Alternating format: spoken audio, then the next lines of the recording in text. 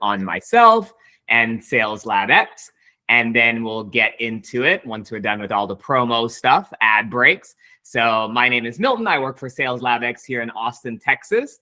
I am a strategy specialist here. So I help orgs with their KPIs, reaching their conversion goals, competitive landscape, go to markets, all that fun stuff. I am double certified in the tool, so I'm also technically competent. So I answer questions on that too. We are based out of Austin, Texas. If you haven't come here before, make sure you come here before we lock the doors.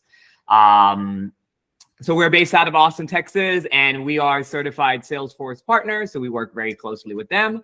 We have a subscription model where we do tech stack orchestration, conversion optimized designing, and attribution modeling, all the fun stuff that goes in between those things. Where we're a little different is we have a subscription model where you pay one flat fee every month, and then you get everything you need for building perfectly oriented journeys, improving your conversion rate, getting more visibility to that, etc. If you have more questions about that, I'm sure somebody will send you an email afterwards. But because we have a subscription service where we are managing tens of millions of Pardot account engagement, Salesforce accounts for accounts around the world, we have a huge data set of what's working and what's not working. So we probably have good insights there. We don't do project-based work or hourly work. So the plans are the main things that we do. We do once a quarter also do a master class, which is a 6-week training course. Some of y'all I know have come before. If you haven't, we do have a new one starting in July 11th. Registration's closing soon. So that's called Salesforce for Marketers, a little bit different from Pardot Prodigy or account engagement. This is going to be more on the Salesforce side, same kind of idea, talking about Salesforce attribution, getting visibility to data, campaign hierarchy, all that fun stuff. Any questions before I move into the actual session today?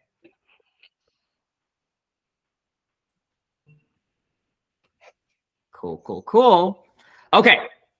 And I am recording for the people who miss it. Feel free to stop me and ask questions in the chat or raise your hand, whatever you feel more comfortable with, or let me know if you're interested in something with the little reaction emojis on the bottom.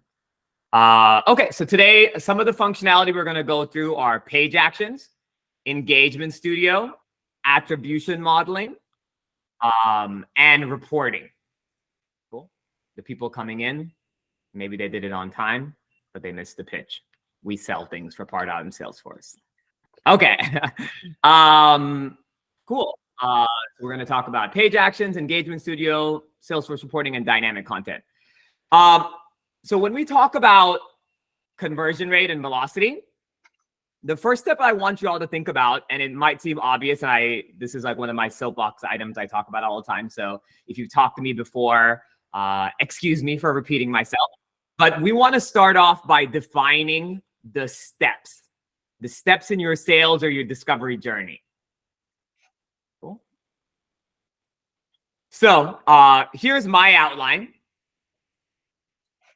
It doesn't have to be like this, but this is what I'm going to use. And so when we mean conversion rate and when we mean velocity, we mean how many people can we get from this stage, this step, to this step. That's the conversion rate. And then how many people can we get from this step to this step? That's the conversion rate, so on and so forth. And then what's the speed at which we can get this person to this step? That's the velocity. Cool. So no matter what you're doing, the two things that you're always going to be eternally working towards is getting more people from this step to this step, and then getting them from this step to this step at a faster clip. Any questions, comments, concerns so far? Awesome.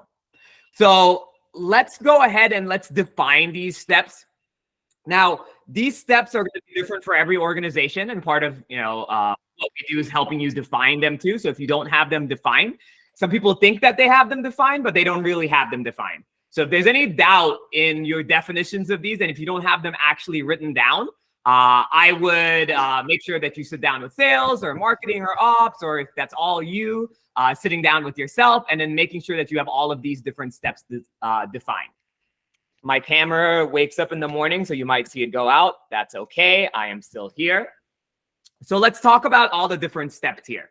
And let's talk about the definitions that I like to use. So let's start right here with anonymous traffic. So anytime somebody comes to your website, that's anonymous traffic. Okay. So somebody comes to your website, you don't know who they are. They're just an IP address. That's anonymous traffic. Now that's pretty, globally accepted as a definition. Now the next step is where it gets murky. Don't get caught so much with the definitions that I'm using. You can define them for yourself. But the second step in your conversion journey, in order to capture revenue, donations, whatever it is getting someone's email address. Okay? Getting someone's email address. Some people immediately call that a lead. Some people don't. But you want to be able to get an anonymous traffic that comes to your website and get them to give you their email address. If you can get them to give you their email address and cookie them at the same time, even better. Cookieing is something that Pardot does in order for you to tell what pages someone's visiting on your website and how long they're spending there, their frequency of those websites. Cookieing somebody is critical and a major part of the conversion journey in order for you to actually be able to do automations like page actions, which we'll talk about later. The two main ways you cookie someone in Pardot or account engagement is by getting them to fill out a Pardot native form or getting them to click on a Pardot email. It doesn't matter what that form says. It doesn't matter what the email says. Okay? The email could say, click here for a free puppy. Doesn't matter. As long as they click on it, they get cookied. Once they get cookied, you have visibility, real-time visibility to the pages that they're viewing on your website. So that's super important for some of the things that we'll talk about later on. Next is we're trying to get them, and this order is, can go either way sometimes. The next thing is we're trying to get them to be an MQL, which is a marketing qualified lead. This is basically a hand-raising event, whether explicit or implicit. For example, they reach a scoring threshold, or they fill out a form, or they do certain different actions that marketing and sales has agreed on, that this is considered a marketing qualified lead. If you have any questions, feel free to ask them in the chat. Questions with definitions or anything like that. The next step is getting them to be an SAL, a sales accepted lead. So this is marketing saying, hey, I think this is a real lead for you, a potential lead that you need to follow up on. The next step is sales saying, hey, I accept it. Thanks, Aaron. Thanks for sending me this lead. This is a real lead. I approve. Now, once sales thinks that there's a valid opportunity, the most common definition of a valid opportunity is BANT, budget, timeline, need. Forgot what A is, but there's an A too. Right? Once sales thinks that there's a valid opportunity, we're going to convert it into an opportunity. Then authority. Thanks, Josh. Decision maker is what I kept thinking. But authority is what the A is for. Then you convert them into an opportunity, and then you take them through the stages of an opportunity to close win. All of life boiled down right there. I don't care what you're doing. If you're trying to get money from people, and even sometimes if that's not what your objective is, this is what you're going to end up doing. You're trying to get people from here all the way to here. Cool.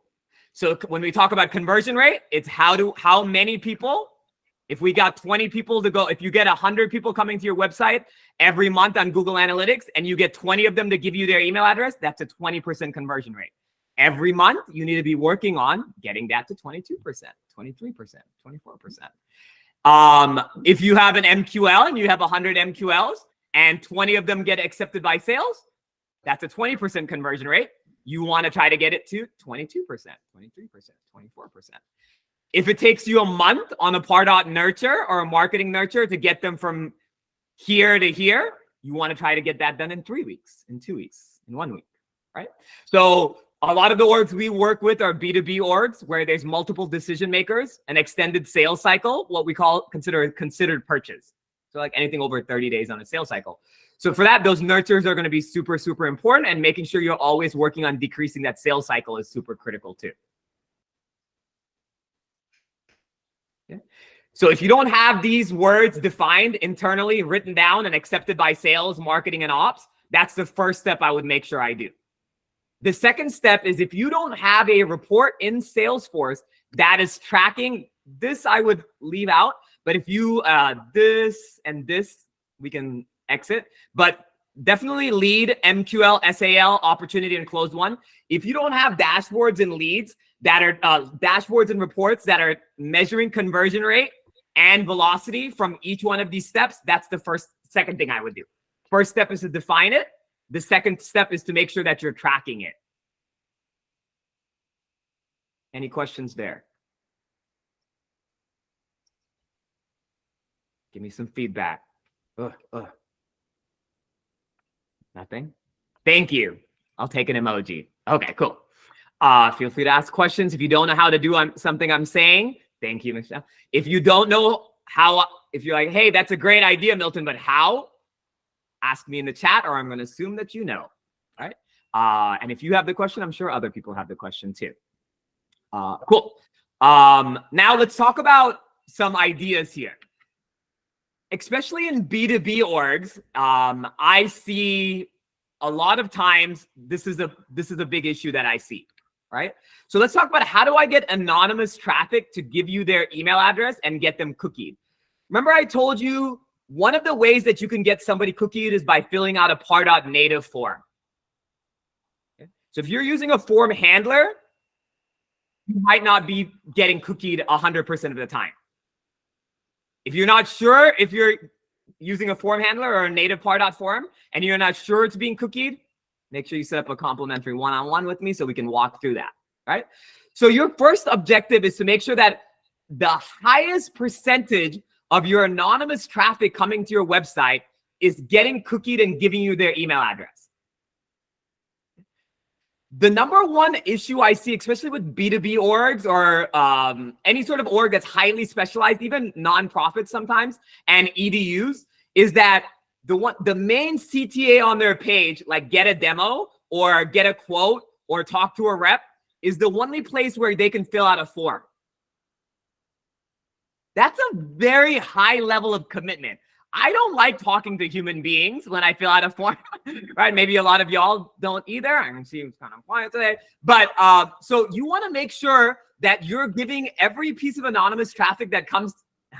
Thank you. A lot of your, you want to make sure that you're giving every piece of anonymous traffic that comes to your website an easy way to cookie themselves.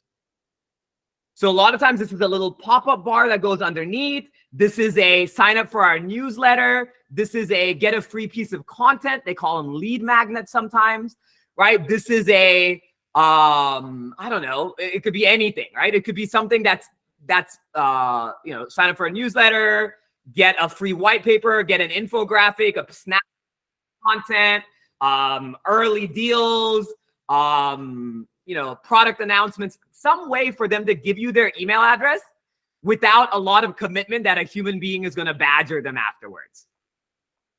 Okay. On that form, make sure you're not asking for too much information, especially when it's paid traffic. Remember, the whole point of Pardot or account engagement, whatever you want to call it, is the nurture, the slow burn, is collecting people's information over a long period of time. If you have traffic coming to your website and there's not an easy way to give you that information, they're going to bounce and you're never going to get the opportunity to get more information from them. So I always recommend in that low friction exit intent pop-up or pop under or toolbar or your CTA, just asking for email address. There should be one field and it should just be email address. Or email address plus first name if you want. Get their email address, and then that way you can put them on a nurture, which we'll talk about later, and you can slowly collect their other pieces of information. So give them a low commitment way to give you their email. Make sure you're using a Pardot or an account engagement native form. As little fields as possible. Okay. When it comes to fields, it's not just the amount of fields that you have. You always want to make sure you have 4 fields or less. And for this low commitment, easy cookie way, maybe just 1 field. You also want to make sure that, and I talk about this in Pardot Prodigy all the time if you all have come, you want to make sure also that you have a lot of white space on your forms. And then you want to make sure that they don't look heavy. You want to make sure that the cognitive load is low. When I initially look at the form, I want to make sure that it's easy on the eyes. You want to make sure you have 4 fields or less. And you want to make sure you pre-fill as many of the fields as you possibly have already using Pardot cookies and native forms. Cool. So you can see here we have 4 fields or less. We have a lot of white space. The line is not that thick around this. The labels are inside the form. All really good best practices. And then we can have the clear CTA button. We're training them by having the same call to action color every time we use that color. All right. Progressive profiling is a feature that's built into Pardot native forms or account engagement native forms. It's something that's included in every version of account engagement, every version of Pardot. And basically what it means is that if you have someone's first name and you have their email address, the second time they come to your website, it's going to hide those fields. And it's going to ask for maybe their amount of employees. If you already have number of employees, then the third time they come to your website, it's just going to ask for the annual revenue. Right? So you're basically collecting information over an extended period of time instead of getting it all up front. So the key to getting anonymous traffic to give you their email and get cookied, the first step in the journey, is making sure that you're having maybe just 1 field up front, just their email address, having a conversion optimized form, using progressive profiling, and don't try to get all the information that sales needs for an MQL and SQL up front, collecting that information over a long period of time. If you're using tools like ZoomInfo or Clearbit, which we're partners of both of those, there's a functionality that's, I think it's called Form Complete, and it basically does the same thing using ZoomInfo data. Did somebody have a question? Just a dog. Okay. Any questions so far? Any questions on forms? Any questions on cooking? Any questions on best practices on converting anonymous traffic to cookies and getting their email address? Cool. Thank you. This becomes even more critical if you're doing any paid media. LinkedIn ads cost a lot, right? So make sure that you have a high conversion rate and ask for a minimum amount of information so that you can nurture them over a long period of time. Great. So I had a question right there. We're talking about embargoed countries and so if you have, if there is a minimum amount of information you have to do the next step, then you have to ask for a country field too. So maybe I would just do email and country field. There is some IP-based country location, but if you're particular about it and it's legal, then I would definitely have a drop-down field where they let you you can ask them for it instead of trusting an IP-based country locator service. The question is, what if your company can't do business with embargoed countries? Cool. So I would just add a field. Then the 2 fields I would do is country and email. Good question. Any more questions you can ask in the chat? Yep, go ahead, David. Hey there. I thought I would use audio if that's okay. I would love that. Thank you. Thanks, Milton. So this probably doesn't affect everybody, so I'll keep it brief. But one challenge, we actually use a separate, for capturing email addresses, anonymous visitors coming to the website, we actually use a separate program that, because we're an e-commerce company and we want to send abandoned cart, abandoned browse, and so on. And so a challenge for us has been using Pardot for abandoned cart, abandoned browse, and so on, because we want to be able to pull in products into the emails that we, the abandoned emails that we send. So it's kind of a bummer because we're using this separate, program for our abandons, where we'd really prefer to use Pardot to be capturing the, there's a pop-up when you come to the websites. And so that's just I wonder, I guess the idea is, the question is like, can Pardot do abandoned emails? I mean, if you actually have, products on your website, not just sort of registering for events and so on. That's my question. And if it's too much, please feel free to reach out later. Thank you. Hey, no, David, I appreciate that. And I'm going to use that example when I talk about page actions and dynamic content, because you're using it for product, but you could use that for more. Now, I'll tell you that Pardot or account engagement, I'm going to use the terms interchangeably here. You can do both of those things, David. Okay. How easy it is compared to your third-party tool, I'm not sure if that's specifically made for that. Maybe it's easier. What's the tool that you use, David? Yeah, it is specifically made for abandoned cart and browse and so on. And I don't know if I should mention the name, but it's a third party. It's not super well known. And okay. Hey, I'm not married to Salesforce. I love third party tools too.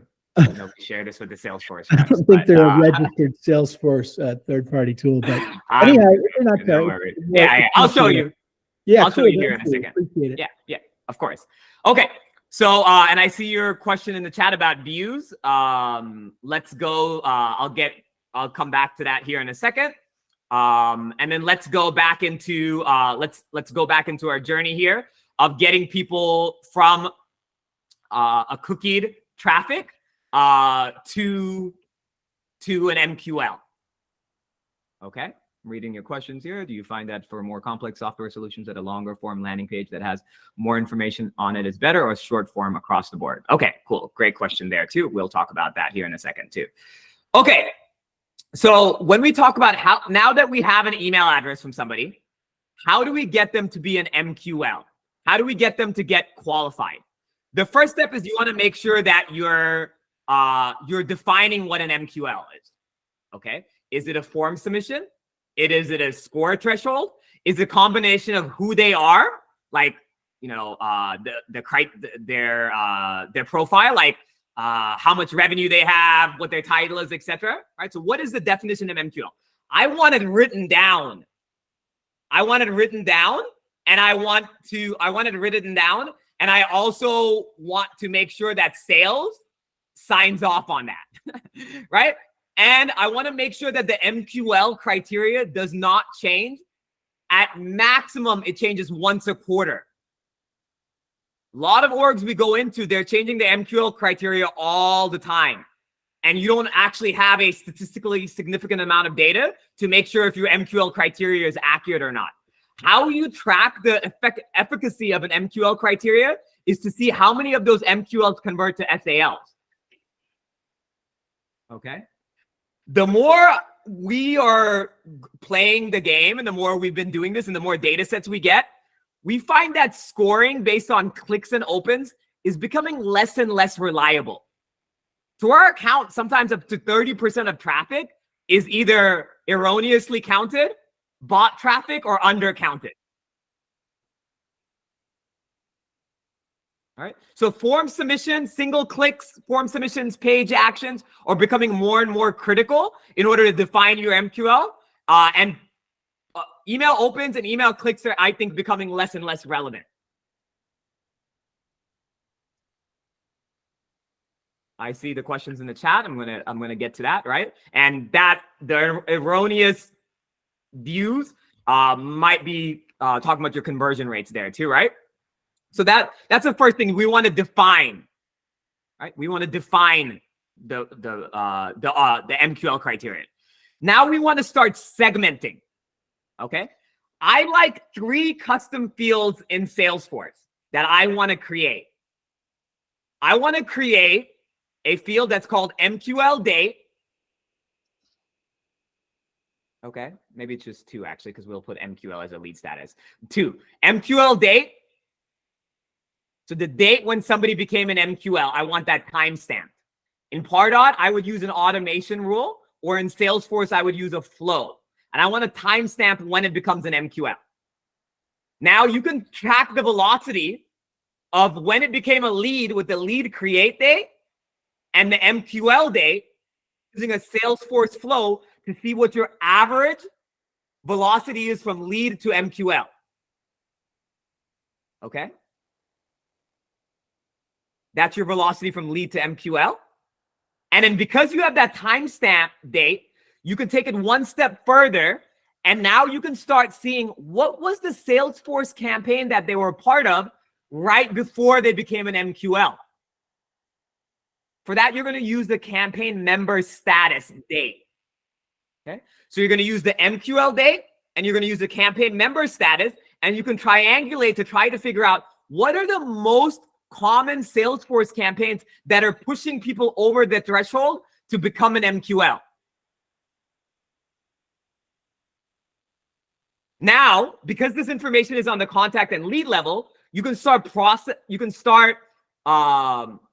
even further by seeing what campaigns push people over to an MQL by title, revenue, org, things like that.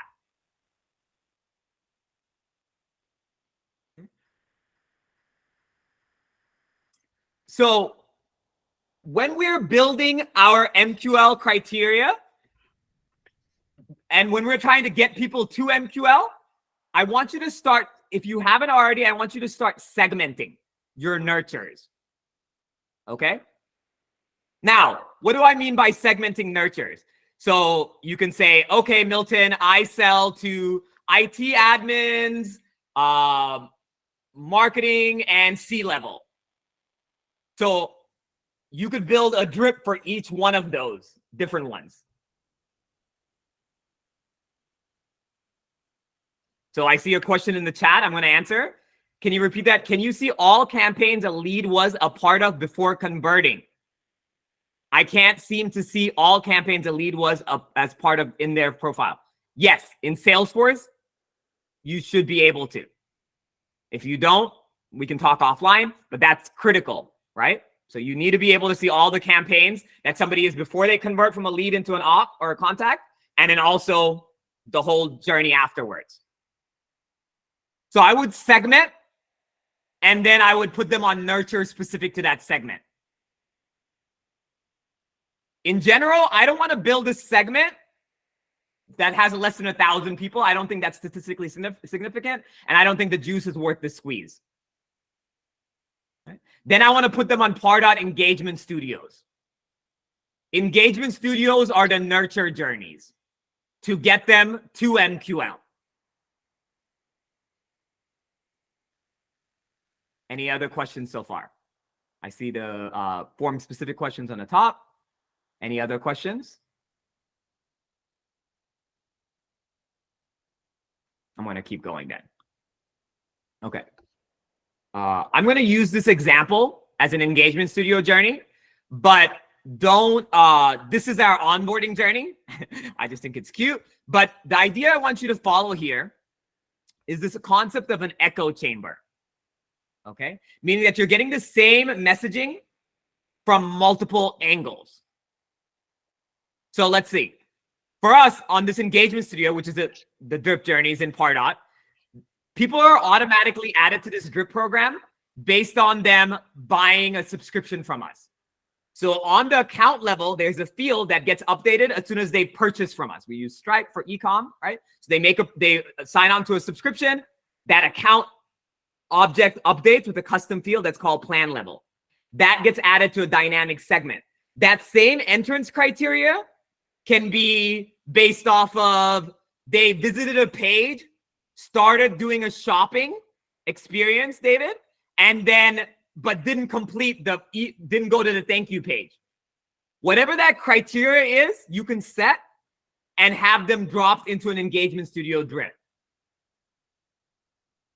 So for us, it's a field being updated on the account level in Salesforce that's being updated from Stripe, which is our payments processing service. Now, as soon as their account gets provisioned, they get this email that's sent out. Imagine this is a webinar invite. Imagine this is, any sort of branded email experience that you have. So this is our onboarding.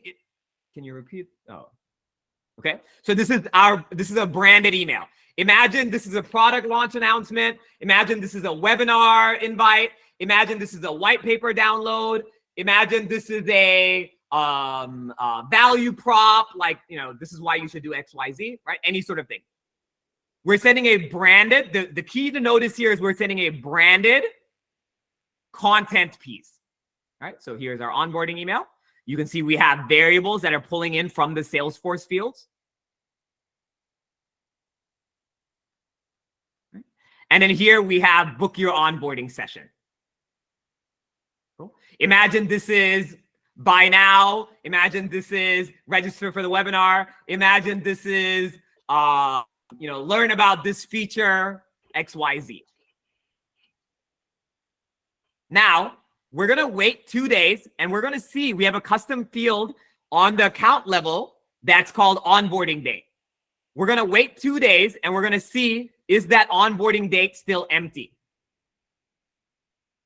AKA, did they buy now? Did they book their webinar? Did they download this white paper? Did they learn about this new feature? Did they do X, Y, Z? Right? If they did not, or, right? If they clicked but they didn't submit, or whatever your criteria is, we're sending a plain text email, quote unquote, from a human being following up.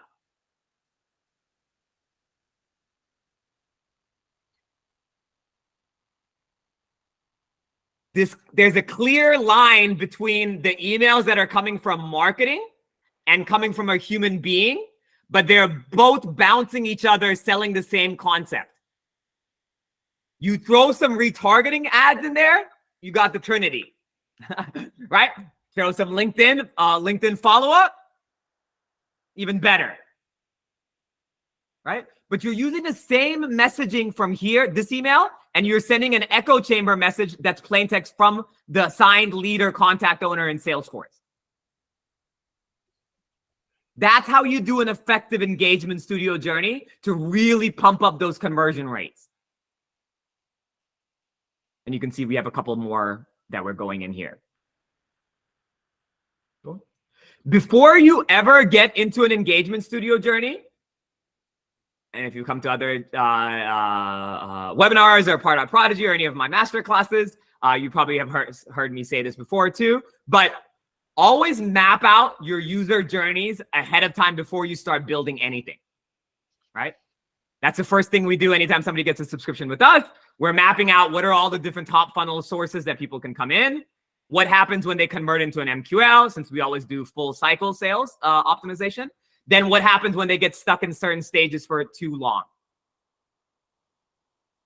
Map the whole thing out before you start building anything.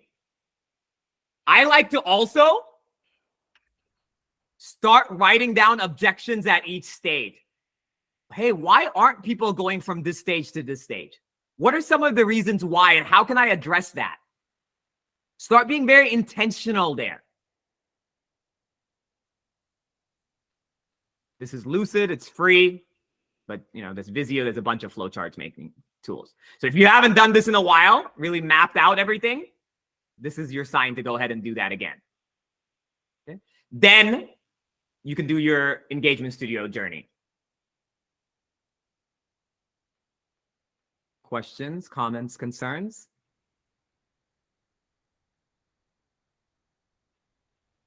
Cool, thank you. Okay. Let's keep it going.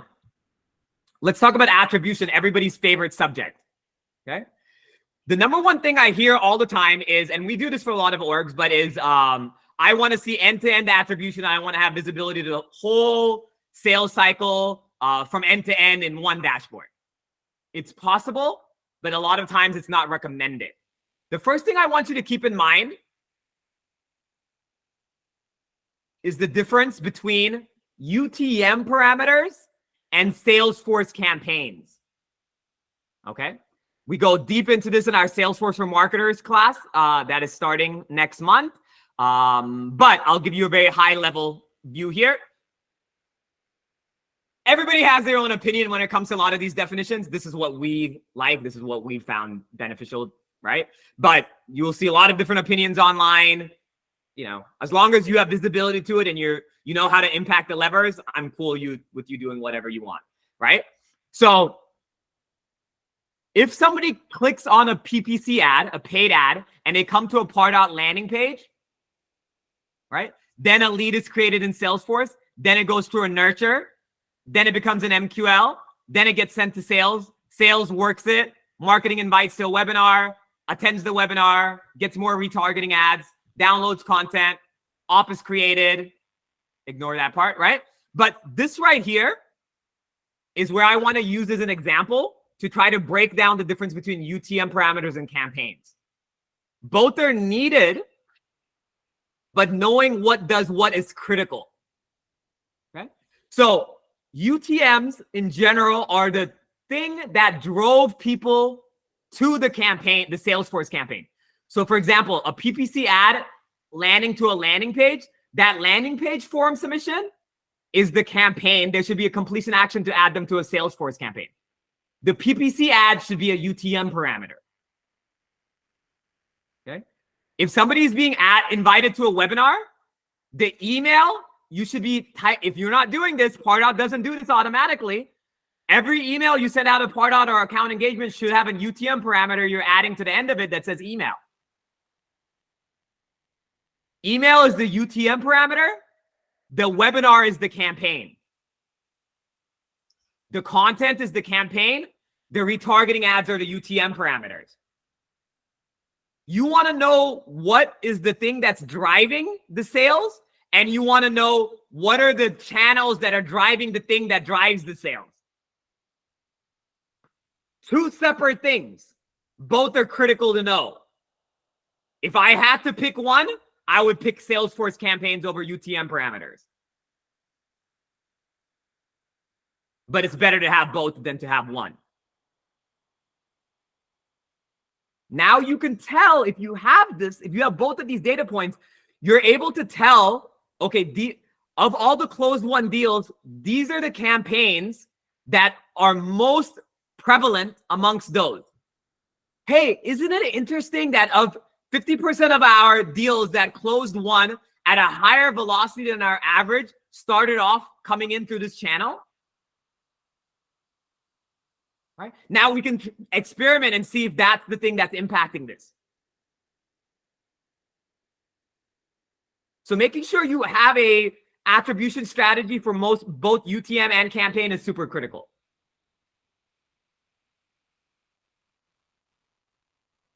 In Salesforce, you should have multi-touch attribution turned on. Okay. If you don't have it turned on, or if you don't know you have it turned on, I always like to use this as a time to do that. In setup, in Salesforce, you can send this to your admin if you don't have it. There is something called model settings. And especially if you're a B2B, especially if you have an extended sales cycle, you want to make sure you have even distribution model turned on. Doesn't have to be your default, but it has to at least be turned on.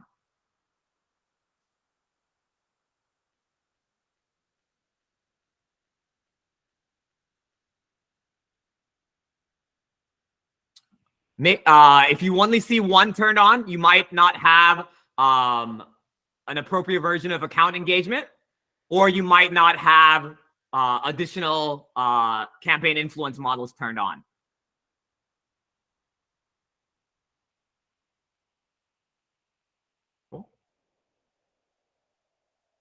We talked about it a little bit for optimizing per conversion, right?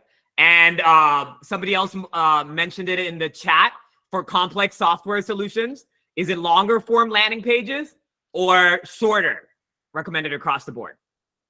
Now, I'm a big favor. We call ourselves SalesLabX because we want to create this laboratory type environment where you can quickly test things out. So I'm not, I would say if I had to do a hot take and I had to give you a gut answer, which, you know, why not? It's free. I would say always shorter is always better. Okay. How do I get shorter? How I get shorter is making sure that you're always, every time you make a piece of content, you always know who the content is for, where they are in the user journey, and what you're trying to get them to do. Okay? If I get an email from you and it says, book a demo or request a quote, what would you like me to do first? Okay. My cognitive load and my decision-making skills are 0. So I would like you. Oh, what? Somebody in Pardot told me last time, a confused mind says no. Right? So you want to, I've been using that every time. If one of y'all are the ones who told me, but like a confused mind says no. So if I have to make a decision of what my next step is, you're probably doing it wrong. So think about your user journey and think about the next step you want to get somebody to do. If you do not have a defined next step, that usually means you haven't thought through it and you're putting the cognitive load on the end user, which adds friction between them and them giving you money, which you don't want to do. Right? You want to make that as frictionless as an experience as possible. And you want to constantly build momentum and give them a clear path to the next step.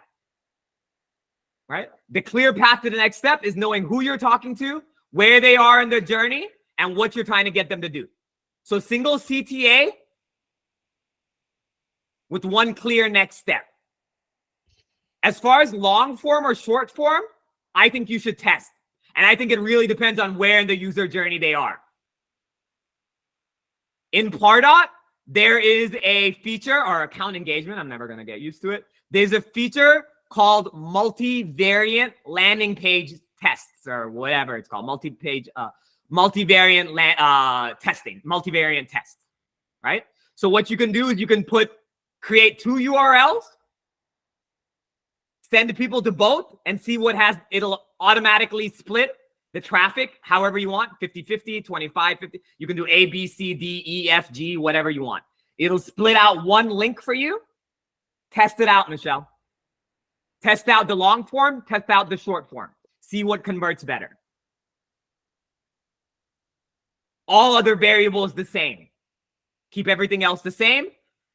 Have Pardot created 2 landing pages, do a multivariant test, do a 50-50 weighted split, and make sure you get a statistically significant amount of data going in, and then see what works better.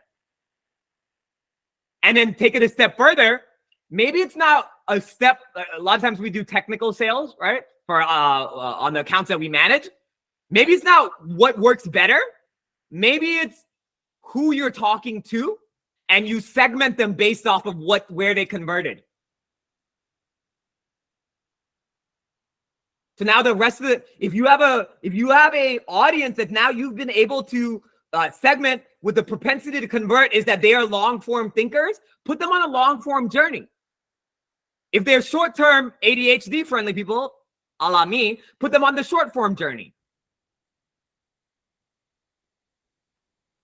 As conversions become harder and harder, economy is changing, so much noise in the market, making sure you're targeting as personal as you can is super critical.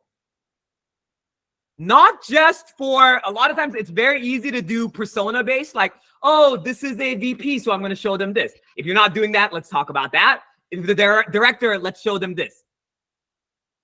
But a lot of times people forget to do the personalization based on the type of person they are.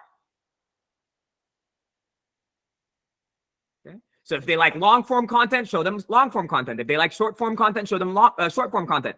One of my favorite things which is included in all of our SLX subscriptions, is something I call, something that's called an app that's called Gender API.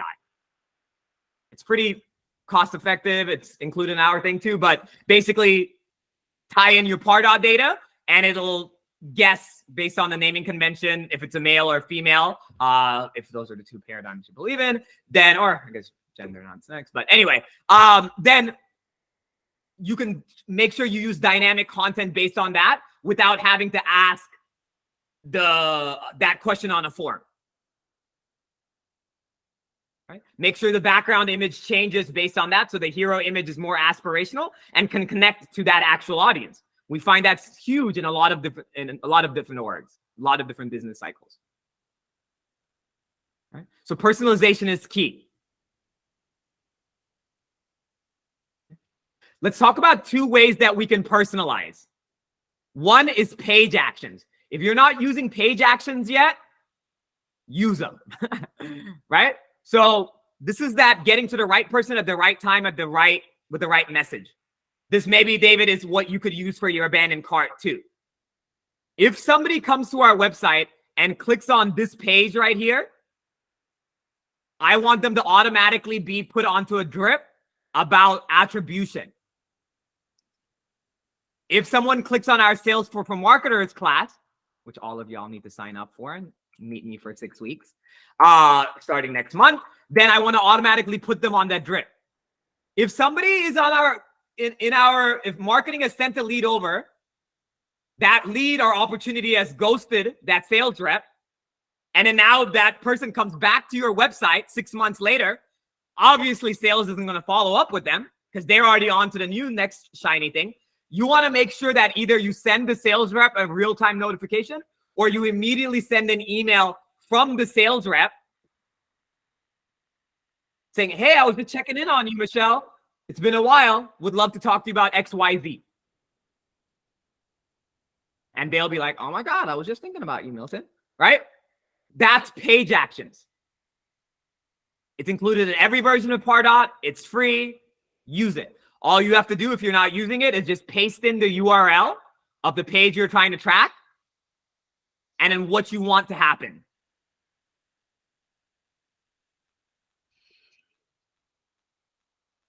Questions about page actions?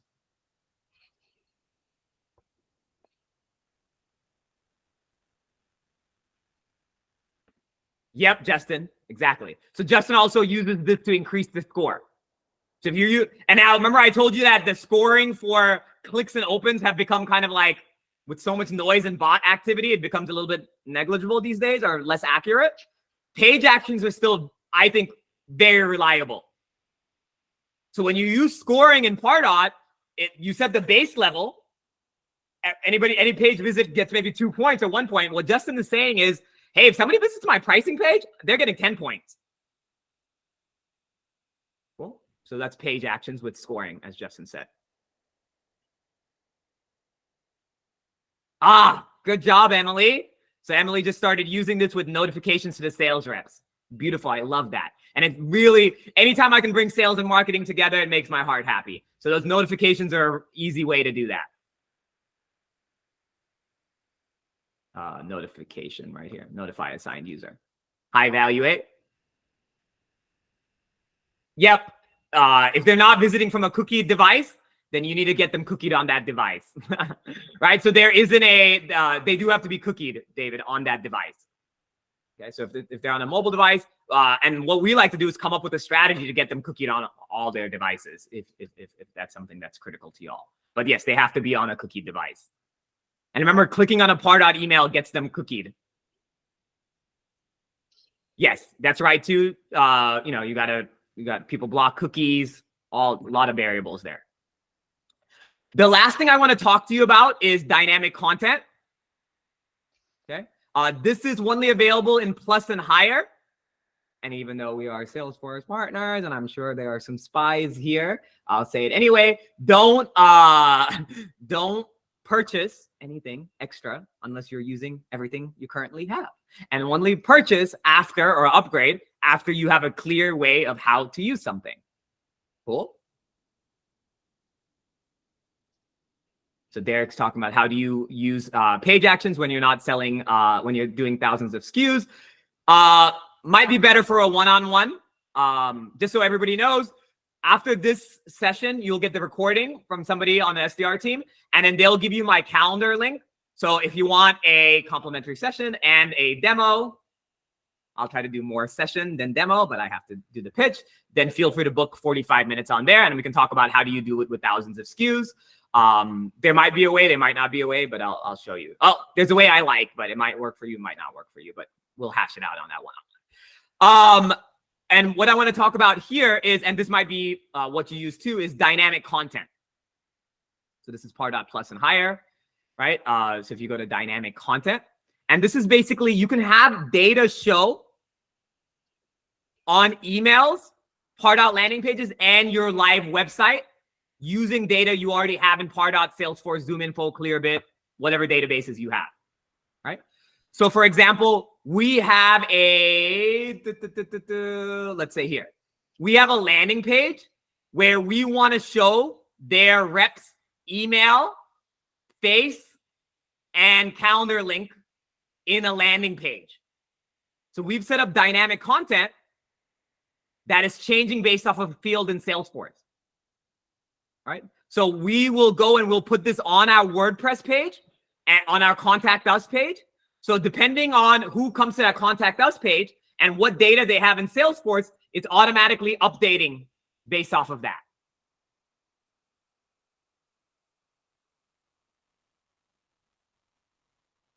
That's dynamic content. If you're capturing the piece of content that they downloaded, imagine changing the H1 on your website, the header hero, based off of maybe what revenue band they're in. So imagine that you're selling to different org sizes, but your value prop changes based on how big their org is, and you use dynamic content to change that on your website, your landing pages, and your emails.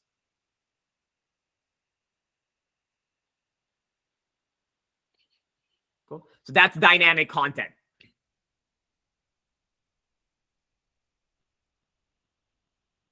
Yep, go ahead, Justin. Yeah, thanks, Milton. So good stuff as usual. Could you go back and speak to a little bit about the MQL date and then looking at the last Salesforce campaign and like campaign member status? Yeah. And Justin, remind me, do you all have a Salesforce admin that can help you set some of this stuff up? Because it is on the Salesforce side. Yeah, we do. Yeah. Okay. Yep. So what I would do, Justin, is that I would create a new field on the lead and contact object that's called MQL date and make it a date field. Okay. Then anytime somebody's added to a campaign, there's something that already exists on the campaign member object that tells you when they became a part of that campaign. Okay. Okay. Now I would create another, and then I would create a flow in Salesforce that basically says, take the MQL date and find the last campaign they were a part of and add it to a special field that's called last campaign touch before MQL. Got it. Okay. Cool. If you want me to, if you want to set up a session and with your Salesforce admin or we can talk through it on a live screen share and like really implement it too. Okay, cool. All right. Yeah. Thanks again. And yeah, everything's been really helpful so far. Yeah. Thanks, Justin. Always appreciate you showing up. Anybody else? We got 3 minutes, so I'll open it up for questions. And while we do questions, I'll flash, some of the data I want to make sure that you always have when you talk about, let's see if I can find right here. So making sure that you have average win rate, opportunity age, sales cycle duration. So I'll leave this up here and I'll ask for any questions that y'all might have. If you have a hard stop, feel free to jump off. You'll get the recording. If not, feel free to, raise your hand or ask any questions that you might have. Any questions, comments, concerns? If you like what you learned, we have a masterclass starting next month. We have ongoing subscriptions where I can actually work with you every day and help build out these things for you. The recording will be emailed after this. Please leave me a Google review if you like it. But yeah, any other questions before y'all jump off?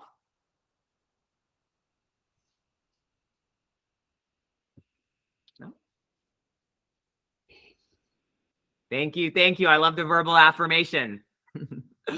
But yeah, go ahead, Benjamin. Or were you just saying bye? Okay, awesome. Well, I will assume there is no questions. I appreciate everything. Show up to further ones.